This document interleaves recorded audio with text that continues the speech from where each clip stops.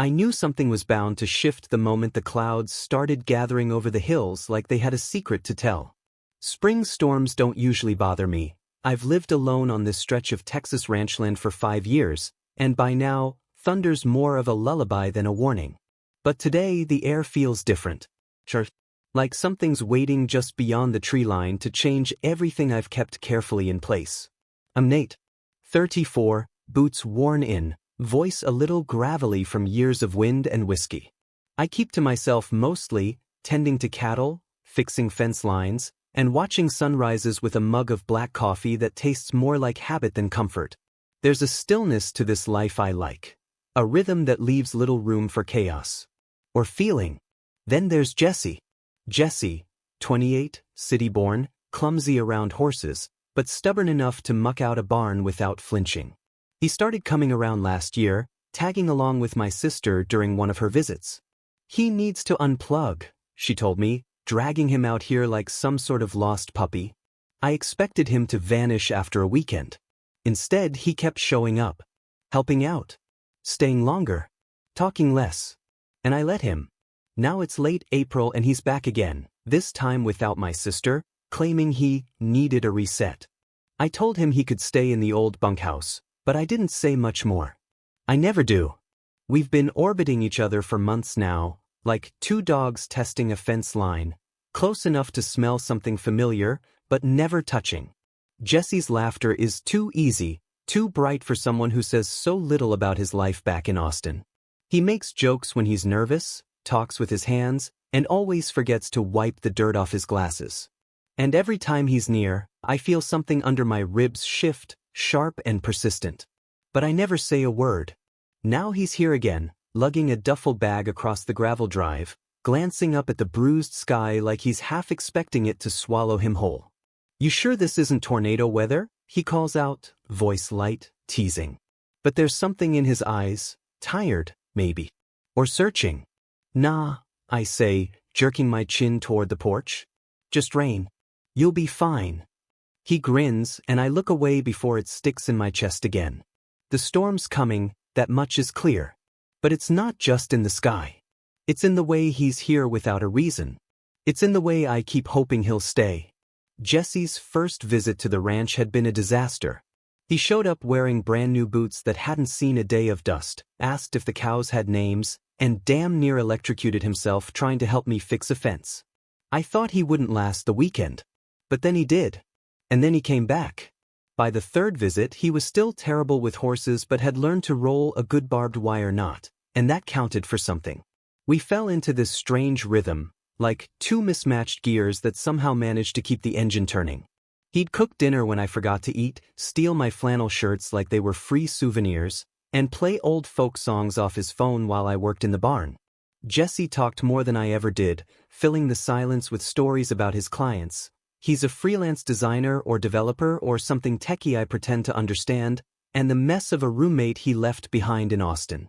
I just listened, nodding when it felt right, throwing in a sarcastic jab here and there to keep him on his toes. He never called me out for being quiet. I think he liked filling in the gaps himself. "What's the punishment if I break your tractor?" he asked one morning, halfway through backing it into a fence post. "Nothing too bad," I said, smirking. "I'll just bury you in the east field with the others." "Wait, others? You think you're the first city boy who tested my patience?" His laugh stuck in the air a little too long. Familiar. Dangerous. The thing is, Jesse doesn't feel like a guest anymore. He knows which coffee mug is mine, where I keep the spare nails, and that I always check the weather before bed. And I know he hums when he's concentrating, bites his bottom lip when he's lying, and always stretches like a damn cat when he wakes up, arms over his head and shirt riding up just enough to mess with my peace of mind. Last night, we were supposed to have a clear sky. I'd planned to show him the stars, something he always said he missed in the city. But just after sunset, clouds rolled in thick and low, and now the bunkhouse roof is leaking like a sieve. Jesse stood under it with a dripping hoodie and an apology on his lips, water already soaking his bag. "Didn't realize unplugging came with indoor rain," he said, grimacing. "You'll have to crash in the main house tonight," I muttered, trying not to watch the raindrops slick his hair to his forehead. He paused, like maybe he wasn't sure if I meant it. You sure?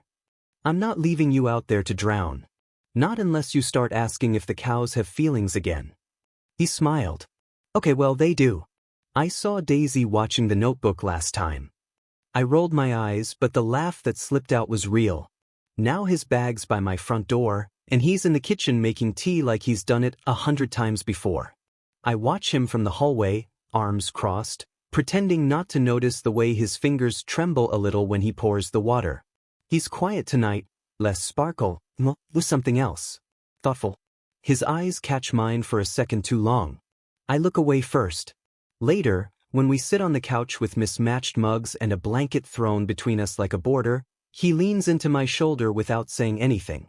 It's not cold. Not really. But I don't move.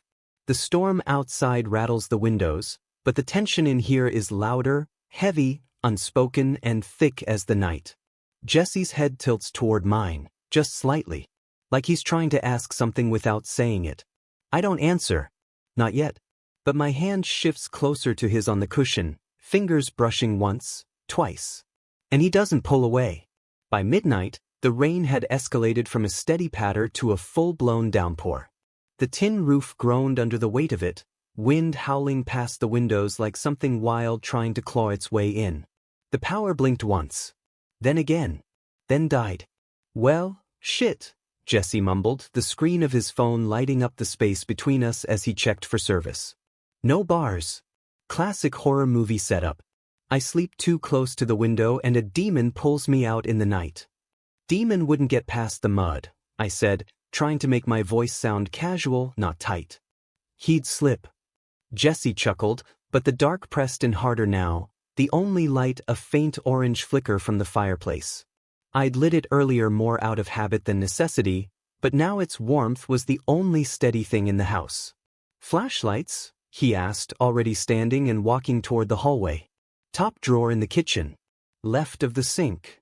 He nodded and patted away, barefoot and comfortable in a way that shouldn't feel as intimate as it did. My gaze lingered longer than it should have, on the hem of his hoodie skimming his hips, the curve of his neck, damp hair curling behind one ear. I pressed a palm to the back of my neck. Focus. He returned a minute later with a flashlight and 2 candles. I'm officially moving in, he declared, holding up his findings. Hope you don't mind sharing. I smirked. You're already more useful than half the hands I've hired. High praise from the cowboy hermit. He set the candles down, lit them, and for a moment, the glow painted his face in soft gold. I looked away too fast, pretending to be interested in adjusting the fire. The next hour passed slow, quiet. Jesse stretched out on the couch beside me, legs dangling over one armrest while I took the floor, back propped against the coffee table. We talked in lazy murmurs about nothing, how the ranch dog once chased a deer into the creek, how Jesse once dyed his hair electric blue in college and regretted it by lunch. When the wind rattled the siding hard enough to shudder the walls, Jesse tensed. You okay? I asked, looking up. He gave a sheepish smile. Storms always got to me as a kid. Still kinda do. I shifted slightly, patting the couch cushion. Get up here before you convince yourself that demon's real. His eyes flicked to mine, uncertain.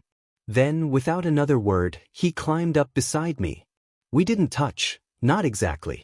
But space became a luxury neither of us had.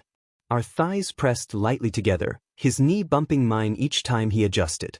I could feel the heat of him through the fabric, the rise and fall of his breath syncing with mine, soft and cautious. This okay? He asked quietly, voice low and unguarded. I nodded. Yeah. More than okay. Too okay. I stared into the fire, willing myself to be still. To not reach out. To not ruin this fragile thing sitting between us. The weight of wanting sat heavy on my chest, pulsing in every inch of skin where he touched me. I'd lived alone long enough to mistake solitude for safety, but Jesse was something different. He made the quiet feel full. Dangerous. Then he sighed, leaning his head onto my shoulder. My breath caught.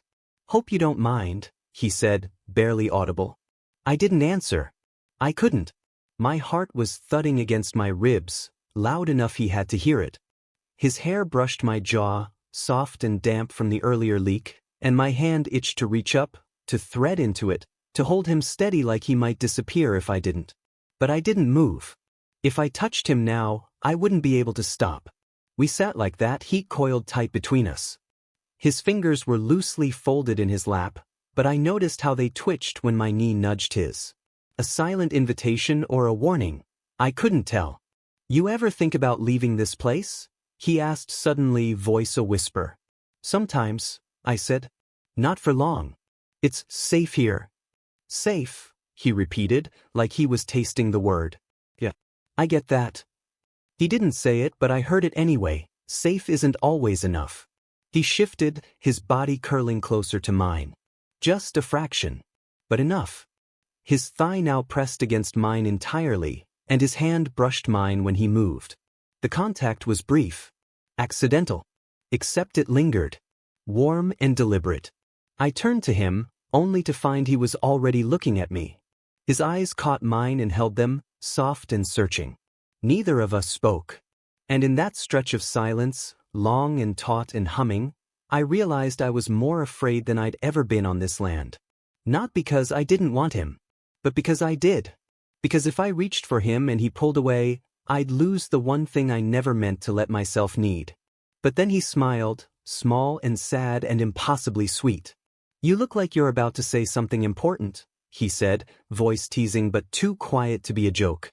I looked at his mouth, then his eyes, then away again. "Not yet," I murmured. But I was close. So damn close. Sometime past 1 in the morning, the storm began to quiet. The wind settled into gusts, the rain softened into a whisper, and the fire burned down low to glowing embers. But Jesse didn't move from where he leaned against me, and I didn't ask him to. My arm had gone half numb under his weight, but I didn't care. I'd take 1,000 pins and needles if it meant staying like this just a little longer. He shifted, just slightly, his breath ghosting against my neck. "You ever feel like something's gonna break, but you're not sure if it's you or everything around you?" His voice was barely above a whisper, but it cut through me clean. "Yeah," I said after a moment. "Lately, more than I'd like to admit." He turned his head, his cheek resting against my shoulder now. "I keep coming out here like I'm looking for something, and every time I leave, I realize I didn't find it. But I keep coming back anyway. I guess I thought maybe one of these times, I'd figure out what it is." I swallowed hard, my throat thick with the weight of all the things I hadn't said. The things I'd been too careful, too afraid, to name. "You find anything this time?" I asked, the words coming out rougher than I meant. He didn't answer right away. "Sort of," he murmured. "But I'm scared it doesn't want to be found." I turned to look at him, but he was already looking at me again, eyes dark, unguarded, shining faintly in the candlelight. There was no jokes, no teasing, just Jesse, raw and close and real. I couldn't keep pretending anymore. I sat up a little, shifting so we were face to face, knees brushing. He didn't move back. If anything, he leaned in closer, waiting. I could see the rise and fall of his chest, the tension in his shoulders, like he was holding his breath. "Jesse," I said, my voice barely steady. "You know this place, this life, it's quiet, predictable. And I've built it that way because I didn't want to feel everything I used to feel. I thought keeping people out was the same as being strong." His expression didn't change, but his eyes never left mine. He was listening, really listening. That only made it harder. "But then you started showing up," I continued, "and suddenly everything felt different. The quiet didn't feel empty anymore. And every time you left, it started feeling wrong. Like something was missing." My hands were clenched in my lap, and I forced myself to loosen them. "I didn't plan on letting anyone in again," I admitted. "But you got past every wall I didn't know was still standing." He blinked just once, and when he spoke, his voice was soft. "So what are you saying?" "I'm saying, I think it's you. You're what I keep waiting for, even when I'm trying not to. I think about you when you're not here. I look for your damn mug in the sink when you are." I shook my head, a bitter laugh catching in my throat. "I think I've been falling for you this whole time and trying to pretend I wasn't." The silence that followed stretched so long I started to regret every word. Then Jesse exhaled, shaky and slow. His hand reached out, hesitating midair before resting gently over mine. I was scared to say anything, he said. I thought if I pushed you'd shut me out. And I didn't want to lose, whatever this is. I didn't know if you saw me the same way. I finally looked at him again, and he was closer than I realized. Close enough that I could count the freckles across his cheekbones, see the rise of color in his face. I've never been more sure of anything, I whispered. He didn't say anything else. He just moved forward, slow and unsure, giving me every second to pull away. I didn't. His lips brushed mine like a question, soft, trembling, warm. I answered with a kiss that felt like exhaling after years of holding my breath. It wasn't perfect. Our noses bumped, and I almost smiled into it, but his hands slid up to cradle my jaw, steady and reverent. I leaned into him, let myself feel everything. His mouth, the way he tasted like honey and tea, the tremble of his fingers, the way his breath hitched when I touched his chest. When we pulled back, we didn't speak for a long moment. His forehead rested against mine. I didn't expect this, he whispered. Me neither, I said, voice rough. But I'm done running from it. He laughed, and it was so full of relief I almost kissed him again right there. I've been trying not to hope, he admitted. Every time I came out here, I told myself this wasn't what I wanted it to be. But it is, I said, brushing a strand of hair from his face. Isn't it? Yeah, he breathed. It is. We stayed curled together on the couch, the fire glowing low, the storm a faint memory beyond the walls. Jesse tucked himself against my side, and this time, I didn't pretend it meant nothing. He played with the hem of my shirt, fingers brushing the skin just above my waistband. Each touch sent sparks through me, but I didn't rush it. We had time now. We had us now. Promise me something, he said, his voice soft, almost sleepy. Anything. If I keep coming back, you won't let me leave again without knowing where we stand. I kissed his temple. You won't have to ask next time. He smiled against my chest and I could feel it. Certain. The storm had passed. But something had begun. Morning came quietly, with pale sunlight trickling through the rain-slicked windows and dust motes dancing in the beams. The storm had washed the world clean, and for once, I didn't feel like I was bracing for the next one. Jesse was still pressed against me, warm and tucked into my side like he belonged there. I hadn't slept much. Not because I couldn't, but because I didn't want to miss a second of this. His hand was resting on my chest, fingers curled in the fabric of my shirt, thumb brushing idly against my skin every so often.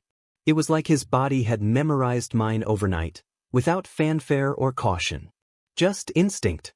You're staring, he mumbled, eyes still closed but smile tugging at his lips. You drooled on me, I replied. He cracked one eye open. Liar. You absolutely did. I've got evidence. I pointed at the tiny damp spot near my collarbone.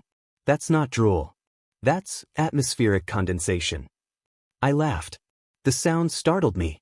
It had been a long time since I laughed without pulling it back before it really landed.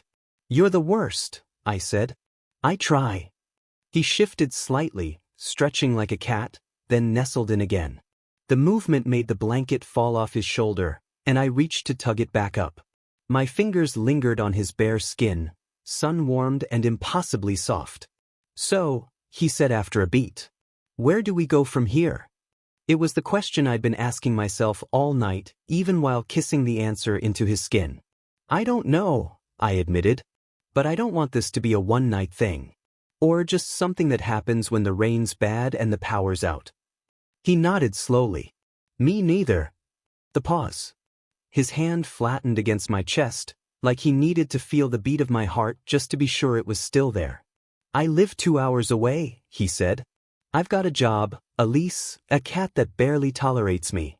I've got cows that need feeding before noon, I said, smiling wryly. But I think we can figure it out. Jesse turned his face into my shoulder, laughing softly. We're such a mess. Speak for yourself. I'm a picture of stability. He looked up at me, eyebrow raised.